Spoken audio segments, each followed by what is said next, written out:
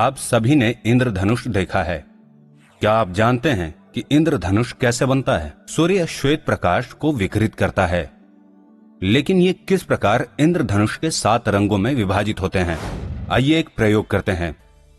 एक प्रिज्म लें। श्वेत प्रकाश को प्रिज्म के किसी एक अपवर्तक सतह पर आपतित होने दें। सफेद पर्दे को प्रिज्म की दूसरी ओर रखें और आप पर्दे पर 7 रंगों का एक समूह देख सकते हैं। हम पाएंगे कि ऊपर से रंगों का क्रम लाल, नारंगी, पीला, हरा, नीला, आसमानी और बैंगनी है। 7 रंगों के इस समूह को स्पेक्ट्रम कहा जाता है। तो हम कह सकते हैं कि एक प्रिज्म श्वेत प्रकाश को 7 घटक रंगों में विभाजित करता है।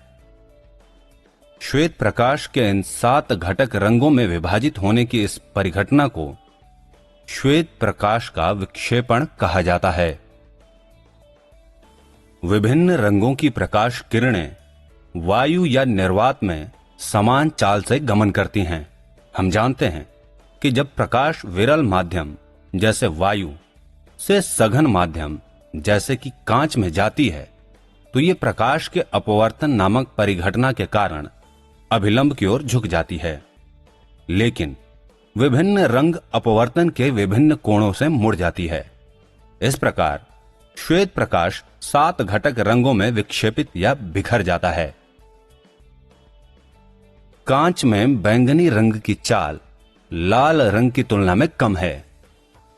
जब प्रकाश सघन माध्यम से विरल माध्यम में जाती है, तो यह अभिलंब से दूर हो जाती है।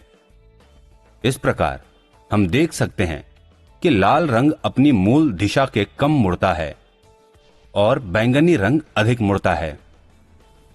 हम देख सकते हैं कि श्वेत प्रकाश 7 रंगों में विक्षेपित हो जाता है। लेकिन क्या इसका विपरीत भी संभव है? उसी कांच का एक दूसरा प्रिज्म लें जिसका अपवर्तक कोण समान हो। इसे ऊपर से नीचे की अवस्था में पहले प्रिज्म के पास रखें। आप देख सकते हैं कि पहले प्रिज्म द्वारा विक्षेपित प्रकाश दूसरे प्रिज्म द्वारा श्वेत प्रकाश में पुनर्संयोजित हो जाता है। यह इसलिए है क्योंकि अलग अलग रंग दूसरे प्रिज्म के भीतर अलग अलग कोणों पर मुड़ते हैं और अंत में श्वेत प्रकाश में पुनर्संयोजित हो जाते हैं। इस प्रकार विक्षेपण वो प्रक्रिया है जिससे श्वेत प्रकाश अपने 7 घटक रंगों में विभाजित हो जाता है। इसके साथ ही इंद्रधनुष के निर्माण के लिए सूर्य के प्रकाश का विक्षेपण उत्तरदायी होता है।